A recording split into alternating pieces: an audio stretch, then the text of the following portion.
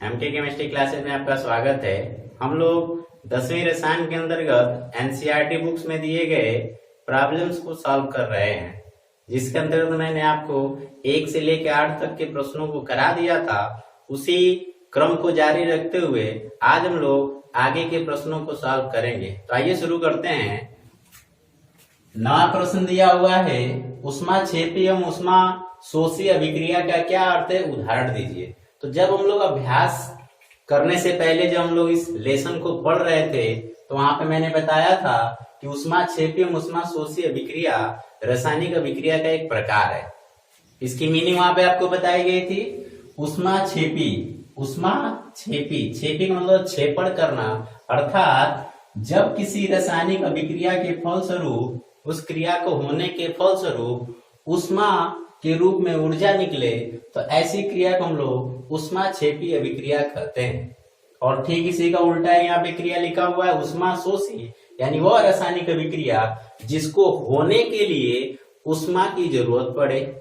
ये क्रिया होने के बाद ऊष्मा निकलेगी और इस क्रिया के हमको बाहर से ऊष्मा देना पड़ता है, इसीलिए इसको बोलते हैं ऊष्मा शोषी। यानी इस क्रिया में ऊष्मा का शोषण होता है और इस क्रिया में ऊष्मा का क्षेपण होता है। अब आगे दिया है कि उदाहरण दीजिए, तो उदाहरण इसका ले लेते हैं। जैसे एक क्रिया हम लोग लेते हैं ऊष्माक्षेपी का, जिसमें क्या निकले, ऊष्मा निकले। तो हम लोग ले लेते हैं CaO।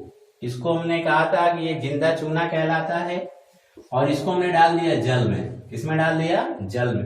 तो जब इसको जल में डालते हैं तो योगात्मक अभिक्रिया होती है, जिसके फलस्वरूप बनता है CaOH का 28 और साथ में क्या निकलती है, ऊष्मा। इस क्रिया को आप चाहें तो घर पे कर सकते हैं। थोड़ा सा चूना लेंगे आप, बाजार से आपको मिल जाएगा, और पानी की अधिक मात्रा में, क्योंकि ये क्रिया थोड़ी सी खतरनाक होती है तो इस क्रिया को करने के लिए थोड़ी सावधानी आपको बरतनी पड़ेगी। पानी अधिक मात्रा में ले, चूना उसमें कम मात्रा में डालें तो देखेंगे कि जिस बर्तन में क्रिया करा रहे हैं वो बर्तन गर्म हो जाता है, वो पानी खदकने जैसा आपको दिखाई देने लगेगा। इससे सिद्ध होता है कि चूने को जब हम लोग इसमें डालते हैं पानी में तो उसमें से ऊष्मा निकलती है। इसलिए कैसी क्रिया हो जाएगी, ये जो रासायनिक क्रिया लिखी गई है होगी आपकी ऊष्माक्षेपी। आई होप आपको ऊष्माक्षेपी क्रिया समझ में आ गया होगा। हमारे शरीर में देखिए अगला जो प्रश्न लिखा है कि श्वसन को ऊष्माक्षेपी अभिक्रिया क्यों कहते हैं, तो एक क्रिया यहाँ भी आपके सामने लिखी गई है। जो हमारा अगला प्रश्न भी है कि श्वसन भी एक क्रिया कैसी क्रिया है, ऊष्माक्षेपी, क्योंकि श्वसन की क्रिया के फलस्वरूप भी क्या निकलती है, ऊष्मा अर्थात ऊर्जा निकलता है। ठीक है। और ऊष्मा शोषी अभिक्रिया का क्या है, जैसे हमने लिया CaCO3 कैल्शियम कार्बोनेट, और हम चाह रहे हैं कि ये इससे छोटे भागों में टूट जाए, वियोजन अभिक्रिया हो जाए इसका, तो इसके लिए हम लोग इसको क्या देंगे, ऊष्मा देंगे। तो अब देखिए इस क्रिया के लिए ऊष्मा की जरूरत पड़े, हमको ऊष्मा बाहर से देना पड़ रहा है, और ऊष्मा देने के बाद ये CaO प्लस CO2 में टूट जाएगा। तो ये कैसी क्रिया हो गई, इस क्रिया के लिए ऊष्मा देना पड़ा है, तो ये आपकी क्रिया हो जाएगी ऊष्मा शोषी अभिक्रिया। तो इस तरीके से ऊष्माक्षेपी वह क्रिया होती है इसमें ऊष्मा निकलता है, और ऊष्मा शोषी वह क्रिया होती है जिसमें ऊष्मा की जरूरत पड़ती है। आगे चलते हैं। श्वसन को ऊष्माक्षेपी अभिक्रिया क्यों कहते हैं, आपको आइडिया लग गया होगा कि श्वसन भी वो क्रिया होती होगी जिसके होने के बाद क्या निकलती है, ऊर्जा या ऊष्मा निकलती है, क्योंकि ऊष्मा में एक प्रकार की क्या है, ऊर्जा है। श्वसन क्रिया का मैं यहाँ पे समीकरण लिखता हूँ C6H12O6, और यहाँ पे ग्लूकोज का ये सूत्र लिखा होगा, क्योंकि श्वसन की क्रिया में ग्लूकोज का अणु जो होता है वो ऑक्सीजन से क्रिया करता है, इसीलिए हमको श्वसन क्रिया के लिए हमको सांस लेना पड़ता है, जिसके थ्रू हम लोग ऑक्सीजन ग्रहण करते हैं। ठीक है। अब इसके बाद ये दोनों आपस में क्रिया करेंगे तो बनेगा कार्बन डाइऑक्साइड, जल, और साथ में क्या निकलेगी, ऊर्जा। क्या निकलती है, ऊर्जा। तो जब किसी रासायनिक क्रिया के फलस्वरूप ऊर्जा निकलेगी तो कैसी क्रिया हो जाएगी, ऊष्माक्षेपी। और तो हम कह सकते हैं कि श्वसन भी कैसी क्रिया है, एक ऊष्माक्षेपी अभिक्रिया है। इस समीकरण को चाहे तो बैलेंस कर सकते हैं। कार्बन इधर 6, इधर कार्बन 1 दिख रहा है तो यहाँ पे 6 लिख लेंगे, क्योंकि काफी महत्वपूर्ण ये समीकरण है। इसको अलग से भी पूछा जाता है, चाहे रसायन विज्ञान हो और चाहे जीव विज्ञान हो, उसमें पूछता है कि श्वसन की क्रिया का रासायनिक समीकरण लिखिए। तो हमको शोषण क्रिया का संतुलित रासायनिक समीकरण मालूम होना चाहिए। तो कार्बन 6 हो गया। अभी आपका हाइड्रोजन 12 है, तो हाइड्रोजन इसे 6 गुना के 12 कर लेंगे, और ऑक्सीजन आपका हो गया 6 और इधर 2 8, इधर है 6 गुना के 12, 12 6 18, तो यहाँ पे हम लोग कर देंगे 6, तो 6 गुना के 12, 12 6 18। इस तरीके से समीकरण आपका बैलेंस हो गया है, और बड़ी आसानी से आप देख सकते हैं कि ये कैसी क्रिया है, ऊष्माक्षेपी अभिक्रिया है। आगे दिया है वियोजन अभिक्रिया को संयोजन अभिक्रिया के विपरीत क्यों कहा जाता है। तो वियोजन का क्या अर्थ होता है, अभी जरा इस समीकरण को देखिए कि इसमें हम लोगों ने एक पदार्थ लिया है, वियोजन में एक पदार्थ लेना होता है, और जब क्रिया होती है तो क्रिया के फलस्वरूप एक से अधिक भागों में टूट जाता है। तो किसी भी पदार्थ के टूटने की क्रिया वियोजन है। और ऊपर वाली क्रिया देखिए कि जब दो या दो से अधिक पदार्थ लें और दोनों आपस में मिलकर एक नए पदार्थ का एकल पदार्थ का निर्माण करते हैं, तो ऐसी क्रिया को संयोजन कहते हैं। तो यहाँ पे पदार्थ जो होता है वो टूटता है, और यहाँ पे पदार्थ जो होता है वो जुटता है। इसीलिए वियोजन जो क्रिया वो संयोजन के क्या है, विपरीत है। दिया इन अभिक्रियाओं के समीकरण दीजिए। तो आप चाहे तो इन्हीं दो समीकरणों को लिख सकते हैं, ठीक है। ये आपका हो जाएगा संयोजन अभिक्रिया और ये हो जाएगा आपका वियोजन अभिक्रिया। चाहे तो आप दूसरा समीकरण भी ले सकते हैं, जैसे आपने लेना है FeSO4 फेरस सल्फेट, और जब इसको हम लोग क्या देंगे, उष्मा देंगे। तो उष्मा देते हैं तो ये दो या दो से अधिक भागों में टूट जाता है, और क्या बनाता है, Fe2O3, ठीक है, फेरस ऑक्साइड, और साथ में ये बनाता है SO2, और साथ में बनाता है SO3। ये दो गैसें निकलती हैं यहां से।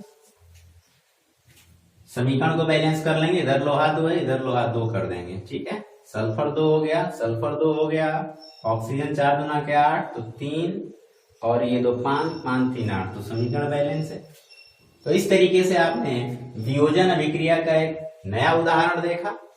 अब दिया है संयोजन अभिक्रिया, तो इसका भी एक उदाहरण बना लेते हैं। जैसे कार्बन लिए और ऑक्सीजन, और दोनों आपस में मिलकर क्या बना लिए, कार्बन डाइऑक्साइड।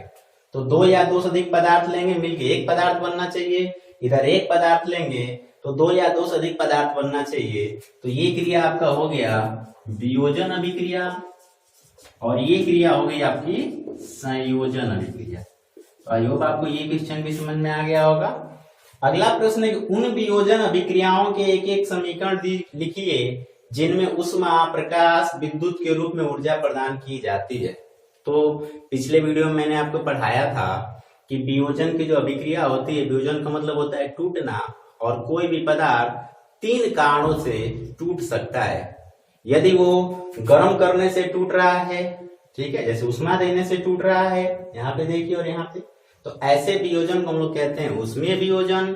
यदि उस पे सूर्य का प्रकाश पड़े और उसका वियोजन हो जाए तो उसको कहते हैं प्रकाशिक या प्रकाश वियोजन। और यदि उसमें विद्युत धारा प्रवाहित करें तो उसको बोलते हैं विद्युत वियोजन। तो वियोजन की अभिक्रिया 3 तरीके से होती है। अब उनका कुछ यहाँ पे उदाहरण दिया है, उदाहरण पूछ रहा है कि समीकरण लिखिए, तो हम लोग समीकरण लिखते हैं। आप उसमें वियोजन में ये समीकरण भी लिख सकते हैं और ये समीकरण भी लिख सकते हैं। इसलिए मैं उसमें वियोजन का समीकरण नहीं लिख रहा हूं, क्योंकि ऊपर हम लोगों ने पहले ये 2 समीकरण ऑलरेडी लिख लिया है। अब दिया है प्रकाश, यानी बहुत से ऐसे पदार्थ होते हैं, बहुत सेंसिटिव होते हैं, उन पे जब सूर्य का प्रकाश पड़ता है तो उनका वियोजन हो जाता है, तो इसको बोलते हैं प्रकाशिक वियोजन। इसके लिए हम लोग ले सकते हैं AgCl, और जब इसमें हम लोग क्या डालेंगे, सूर्य का प्रकाश, सिल्वर क्लोराइड लें या सिल्वर ब्रोमाइड लें, और जब इसमें सूर्य का प्रकाश डालते हैं तो ये सिल्वर और क्लोरीन में टूट जाता है। किसकी वजह से इसका वियोजन हुआ, तो सूर्य के प्रकाश की वजह से। इसीलिए इस वियोजन को क्या कहेंगे, प्रकाशिक वियोजन कहेंगे। और इस समीकरण को बैलेंस कर लेते हैं, इधर क्लोरीन 2 इधर 2 कर देंगे, सिल्वर 2 हो गया, सिल्वर भी 2 कर लेंगे। इसी तरीके से उसमें वियोजन हो गया, प्रकाशिक वियोजन होगा, इसी तरीके से विद्युत वियोजन। तो कोई पदार्थ हम लोग ऐसा लें और जिसमें विद्युत धारा प्रवाहित करें और उसका वियोजन हो जाए। तो इसके लिए सबसे अच्छा उदाहरण हम मान सकते हैं, हम लोग ले लेते हैं H2O। क्या ले लेते हैं, H2O। और उस H2O को, क्योंकि जो आसुत जल होता है साइंस के लैंग्वेज में, वो विद्युत का अल्प चालक होता है। तो विद्युत का धारा प्रवाहित करने के लिए इसको जल को क्या बनाना पड़ेगा, अल्प चालक से चालक बनाना पड़ेगा। इसके लिए हमको इसमें कोई विद्युत अपघट्य मिलाना पड़ेगा, जैसे H2SO4 वगैरह मिला देते हैं। अब इसके बाद पानी में क्या क्या मौजूद, पानी में है हाइड्रोजन और ऑक्सीजन। तो जब इसमें विद्युत अपघट्य मिला के और इस पानी में विद्युत धारा का प्रवाह करेंगे तो विद्युत धारा का प्रवाह के लिए एनोड और कैथोड की जरूरत होती है। हाइड्रोजन पे सबको पता है प्लस चार्ज है, ऑक्सीजन पे माइनस चार्ज है। तो जब इसमें विद्युत धारा का प्रवाह कराएंगे जल में, तो एनोड पर, क्योंकि एनोड पे चार्ज कैसा होता है प्लस, तो एनोड पे कौन भागेगा, ऑक्सीजन। तो एनोड पे हमको कौन मिल जाएगा, ऑक्सीजन गैस, और प्लस कैथोड पे हमको मिल जाएगा, कैथोड पे होता है माइनस चार्ज, तो कैथोड पे हमको मिल जाएगा हाइड्रोजन गैस। तो इस तरीके से आपने देखा कि जल का विद्युत अपघटन कराने पर हमको एनोड पर ऑक्सीजन और कैथोड पर हाइड्रोजन गैस होता है। तो ये सारे प्रश्न आपको समझ में आ गए, नोट कर लीजिए। फिर हम लोग अगला प्रश्न लेते हैं, नोट कर लीजिए। चलिए अगला प्रश्न लेते हैं। अगला प्रश्न है विस्थापन अंतिम। विस्थापन में क्या अंतर होता है, समीकरण भी लिखिए। तो विस्थापन आपको बताया था कि जब कोई अधिक सक्रिय पदार्थ अपने से कम सक्रिय पदार्थ वाले यौगिक से क्रिया करता है तो उस कम सक्रिय पदार्थ को उस यौगिक से विस्थापित कर देता है। ऐसी क्रिया को हम लोग कहते हैं विस्थापन अभिक्रिया। इसका अच्छा उदाहरण बताए थे कि जब कोई अम्ल लेते हैं और उस अम्ल में जब कोई सक्रिय धातु कोई मेटल डाल देते हैं तो ये मेटल उस अम्ल में से जो इसकी पहचान होती है हाइड्रोजन, उसको रिप्लेस कर देता है और खुद उसके पास जाके जुड़ जाता है और इस तरीके से क्रिया को संपन्न करता है। तो HCl लेंगे, Cl में Na डाल देंगे तो बनेगा NaCl और साथ में बनेगा H2 हाइड्रोजन गैस। तो ये विस्थापन क्रिया का उदाहरण है, ठीक है। इसी तरीके से कोई धातु के लवण का विलयन लेंगे और उसमें उससे कोई सक्रिय धातु डाल देंगे तो वो धातु उस धातु के लवण के विलयन से धातु को रिप्लेस कर देती है। तो बहुत सारे उदाहरण है, पीछे विस्थापन क्रिया में इसको विस्तार से पढ़ाएगा, वहां से आप जाके देख सकते हैं। समीकरण को बैलेंस कर सकते हैं, दो हाइड्रोजन क्लोरीन 2 हो गया, क्लोरीन 2 और सोडियम 2। तो ये आपका हो गया विस्थापन अभिक्रिया। कौन सी क्रिया हो गई, विस्थापन अभिक्रिया। अब दिया है द्विविस्थापन अभिक्रिया क्या होती है। तो द्विविस्थापन अभिक्रिया में बताया था जब कोई दो आयनिक यौगिकों की आपस में क्रिया होती है तो उनके मूलकों की अदला बदली हो जाती है। तो ऐसी क्रिया को हम कहते हैं द्विविस्थापन अभिक्रिया। इसका आप उदाहरण ले सकते हैं, जैसे NaCl और उसकी क्रिया हमने करा दी है सिल्वर नाइट्रेट से AgNO3 से, ठीक है। अब इसका धनायन इसके ऋणायन के साथ और इसका धनायन इसके ऋणायन के साथ आ जाएगा तो बनाएगा NaNO3 और साथ में बनेगा AgCl। इस तरीके से आपने देखा कि इस क्रिया में, नीचे वाली क्रिया में क्या हो रहा है, मूलकों की अदला बदली हो रही है और यहाँ पे क्या हो रहा है कि एक सक्रिय पदार्थ एक कम सक्रिय को रिप्लेस कर दे रहा है। तो यहाँ पे सिर्फ एक पदार्थ का रिप्लेसमेंट हो रहा है और यहाँ पे इन दोनों यौगिकों के मूलकों का रिप्लेसमेंट हो रहा है, विस्थापन हो रहा है। तो ऐसी क्रिया को हम कहते हैं द्विविस्थापन अभिक्रिया, डबल डिकम्पोजिशन रिएक्शन। समीकरण को चाहे तो देख सकते हैं बैलेंस है कि नहीं, सोडियम 1 क्लोरीन 1 सिल्वर 1 और नाइट्रेट NO3 मतलब समीकरण बैलेंस है। तो ये अंतर होता है विस्थापन और द्विविस्थापन अभिक्रिया में। दिया है समीकरण भी लिखिए, तो समीकरण यहाँ पे लिख दिया गया है। अगला प्रश्न लेते हैं, सिल्वर के शोधन में AgNO3 के विलयन से, ठीक है, सिल्वर हमको निकालना है, मेटलर्जी जब हम लोग पढ़ेंगे धातु कर्म वहां पे विस्तार से इसके बारे में बताया जाएगा। तो मान लीजिए ये सिल्वर का कोई अयस्क है जिसमें कि नाइट्रेट की अशुद्धि गुली है, नाइट्रेट अशुद्धि के रूप में, जिसमें हमको इस सिल्वर को निकालना है। तो कैसे निकालने दे रहा है कि विलयन से सिल्वर प्राप्त करने के लिए हम कॉपर धातु का प्रयोग करते हैं, यानी कॉपर धातु द्वारा विस्थापन कराया जाता है।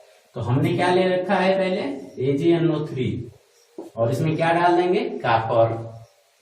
कॉपर जो होता है सिल्वर से अधिक सक्रिय धातु है, तो इस AgNO3 से कॉपर सिल्वर को रिप्लेस कर देगा और खुद इसके सिल्वर के जब आके जुड़ जाएगा बना लेगा CuNO3 का ट्वाइस और साथ में सिल्वर इधर मुक्त हो जाएगी। इस तरीके से हम AgNO3 से क्या निकाल लिए, सिल्वर यानी चांदी जो था उसको पृथक कर लिए।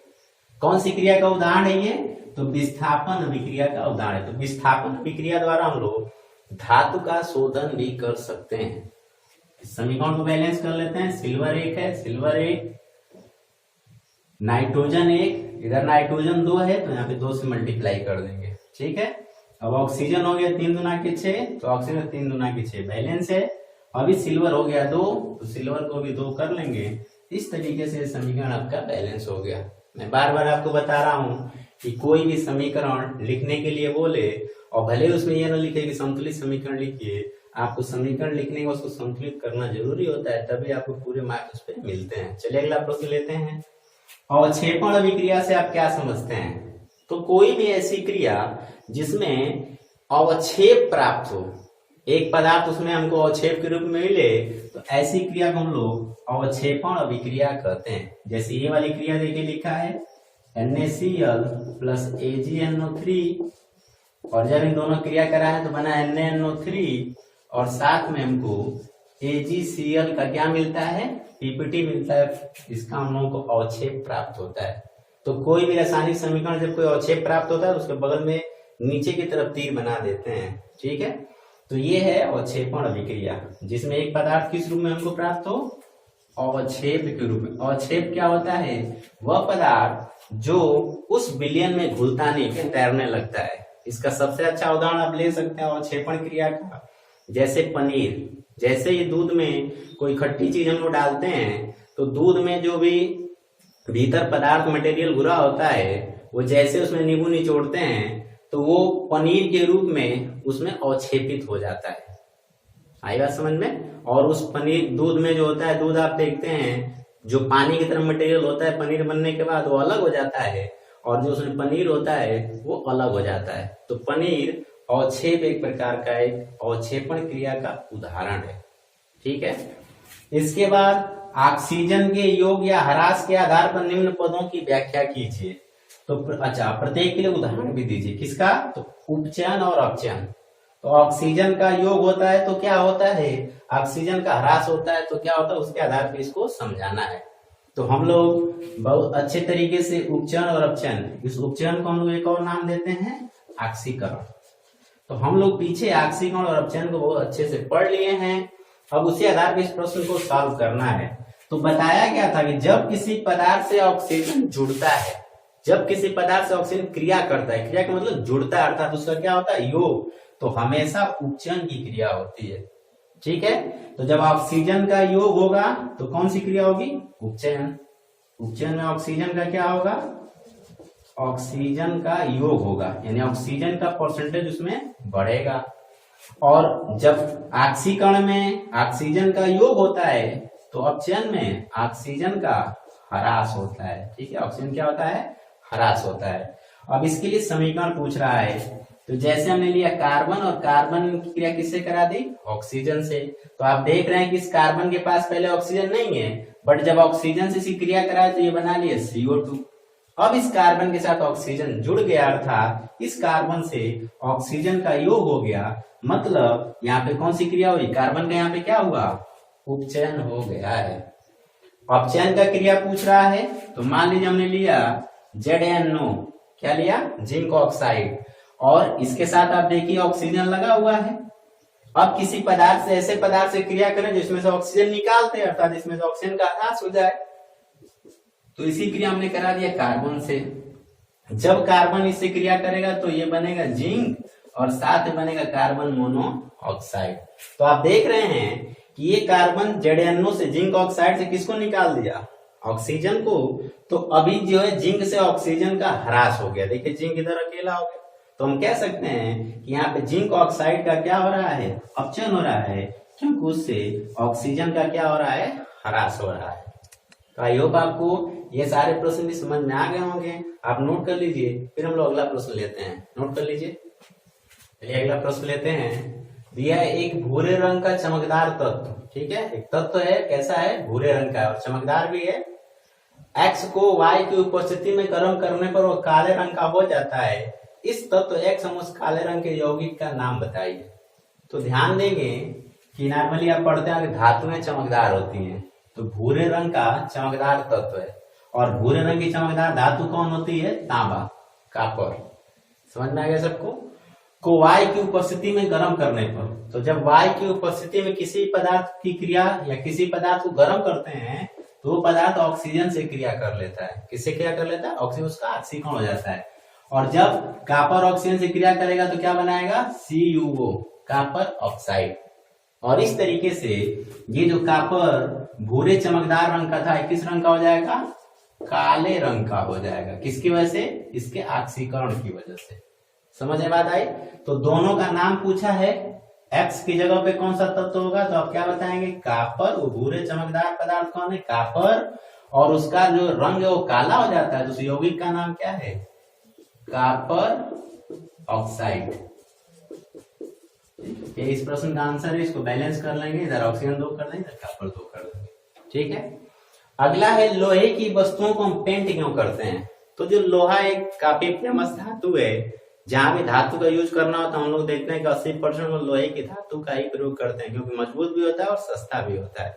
लेकिन उसकी एक कमी ये है कि ऑक्सीजन की उपस्थिति में, ठीक है ना, सॉरी, उसकी कमी एक ये है कि वो नमी की उपस्थिति में ऑक्सीजन से क्रिया करके और लोहे का ऑक्साइड बना लेता है, जिसको हम लोग कहते हैं जंग। और लोहे पे लग जाता है जंग, और लोहे पे जंग का लगना एक क्रिया होती है संक्षारण। ठीक है, लोहे पे जंग का लगना कौन सी क्रिया कहलाती है, संक्षारण। और संक्षारण जब भी किसी पदार्थ का होता है तो संक्षारण का मतलब होता है नष्ट होना। तो जो लोहा होता है उसके ऊपर जंग की परत जम जाती है और परत दर परत वो लोहा जो है पतला होता जाता है, और एक समय बाद वो लोहा नष्ट हो जाता है, खत्म हो जाता है पूर्ण रूप से। तो हम चाहते हैं कि हमारा लोहा जो है वो खराब ना हो, या लोहे से बनी वस्तु खराब ना हो, अर्थात उसका संक्षारण ना हो।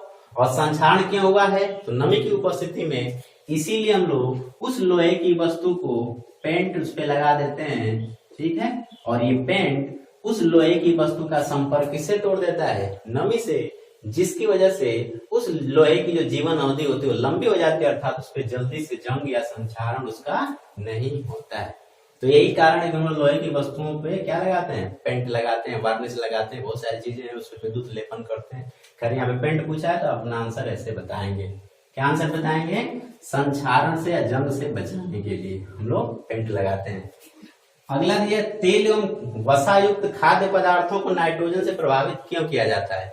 तो जो तेल एवं वसायुक्त पदार्थ होते हैं वो वायु में उपस्थित ऑक्सीजन से क्रिया कर लेते हैं और उनका हो जाता है ऑक्सीकरण, जिसकी वजह से उनमें जो गंध होती है, ठीक है, वो बदबूदार हो जाती है, उनका जो स्वाद है वो बदल जाता है। समझ में बात आई। तो उसके लिए एक टर्म यूज किया जाता है विकृत गंधिता। क्या यूज करते हैं, विकृत गंधिता। फिर से एक बार सुनिए, जब कोई तेल एवं वसायुक्त खाद्य पदार्थ होता है तो ऑक्सीजन से क्रिया करके उसमें विकृत गंधिता आ जाती है, वो खराब हो जाता है, बदबू करने लगता है, उसका टेस्ट वगैरह खराब हो जाता है। आया बात समझे। तो ऐसा न हो, और ऐसा कब नहीं होगा, जब उस किससे क्रिया नहीं करेगा, ऑक्सीजन से। तो इसीलिए वहां से ऑक्सीजन को हटा के और उसमें कौन सी गैस, उसकी उस तेल एवं वसायुक्त जैसे चिप्स वगैरह होता है तो उसके पैकेट में ऑक्सीजन गैस हटा के हम लोग नाइट्रोजन वगैरह गैस भर देते हैं, क्योंकि नाइट्रोजन बहुत कम क्रियाशील पदार्थ है, तो ये उस खाद्य पदार्थ से क्रिया नहीं करता है, अर्थात वो खराब होने से बच जाता है, लंबे समय तक वो पैकेटों में पड़ा रहता है। अगला और लास्ट प्रश्न एनसीईआरटी के बुक का, कि निम्न पदों का वर्णन कीजिए तथा प्रत्येक का एक उदाहरण दीजिए। संक्षारण अभी मैंने बताया है कि लोहे पे जंग का लगना, तांबे पे जंग का लगना, चांदी पे जंग का लगना। ठीक है ना, कहने का मतलब है कि उनका खराब होना, और खराब होने के लिए बहुत सारी चीजें रीजन हो सकते हैं।